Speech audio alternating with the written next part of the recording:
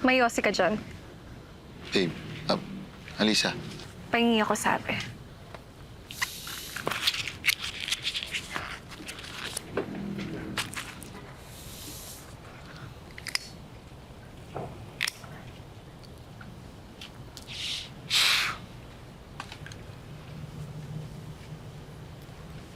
Bakit kasi ikaw yung naging photographer namin dito? Wala akong alam. You always find ways to ruin things for me. So kasalanan ko ulit. Yes, Eric. Kasalanan mo ulit. Okay, tapusin natin to. Ayoko! Ako! Mas ayoko! Huwag na, gusto ko! Tapusin natin! Let's go! Bakit? Ako na naman yung sinisisi mo. Nung nakita kita kaninang umaga, gustong-gusto na kitang awayin. Ba't di mo gawin? Isumbat mo sa akin lahat. 5 taon mo, tinago yung galit mo. Hoy, sabog mo lahat ngayon. Sanay na ako. Siguro kasi natunaw na lahat yon. Hindi ko na maramdaman.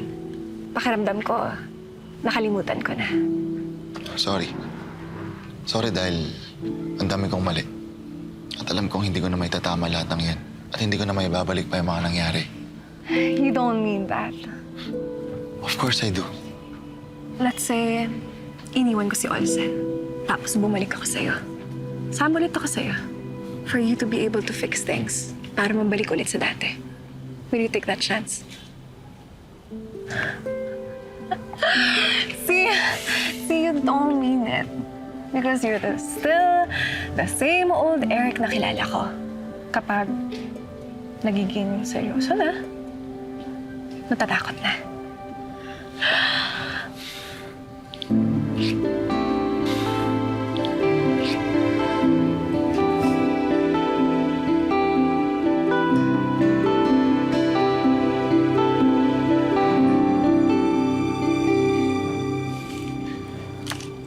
Exactly.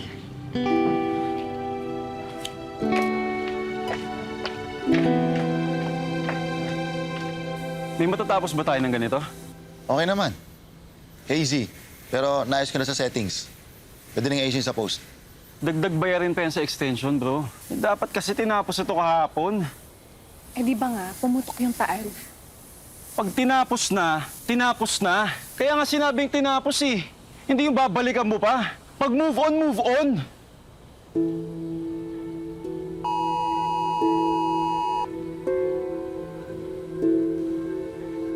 Kailangan na ipakap. Jong, lipit ka na. Ano, tapos tatapusin mo ngayon. Sir, delikado na. Di tayo pwede magstay dito. Bayad ka. Tatapusin natin to.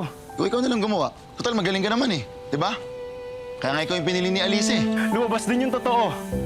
O bakit di mo maamin kahapon? O ba't di kayo umamin agad nung una kayo nagkita? Na mag-ex pala kayo, di ba? Olsen, hindi na kailangan pag-usapan yun. Dahil ano, meron pa? Sa'yo. Talking about, tumigil ka nga! Eh kasi kung wala namang problema, bakit nililiyoy namin? Unless meron pa. Bro, wala na yon. Okay? Masaya na si Alisa sa'yo. Wala lang point para ugutin pa yung mga bagay na yun. Kaya pala inalikan mo kagabi, bro. Nakita ko sumusundot ka pa eh.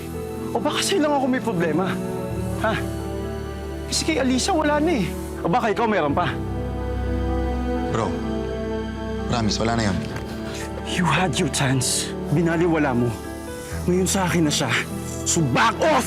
Kasi kung hindi, kahit pumunta ka pa sa impyerno, susundan kita. Olsen, Tandaan mo yan! please! Bro, yung kagabi, sinubukan ko lang naman eh. Si Alisa kasi may tinanong sa akin. Wow, when hell breaks loose, maninisi ka talaga. Mangiiwan sa ere. Parang first instinct, no? Eh, yun naman yung totoo, di ba? Anong tinanong? Ha? Eric, you can't possibly be this evil. Niloloko niyo na nga ako, susulitin niyo pa? Anong tinanong? Ano? Tinanong ni Alisa kung sakaling iiwan ka niya, sasama siya sa akin. Paninindigan ko ba?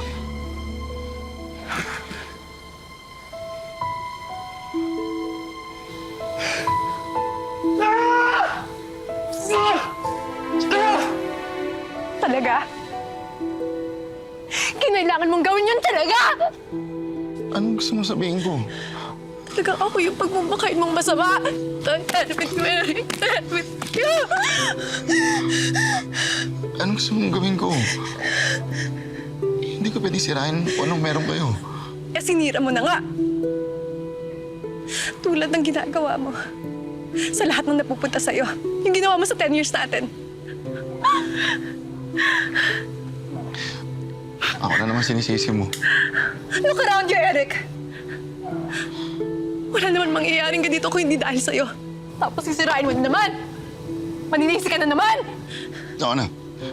Ako na yung mali. Ako na yung walang ginawang tama. Wala ka naman talagang ginawang tama. The one beautiful thing I had, kailangan mo sirayan. Bakit? Alisa, kung alam mo lang kung gaano ako nawasak nung iniwan mo ko, nakita mo bang hinabol kita? O humingi ako ng second chance? Hindi, di ba? Nilet go kita. Kasi yun ang best for you. Pero bumalik ka na naman. Tapos sisirain mo na naman. Please stop destroying things. And stay the hell away from my blood. You, love is the answer. My ever after tomorrow. Baby, just to know you, there's nothing I won't go through. I'll come running to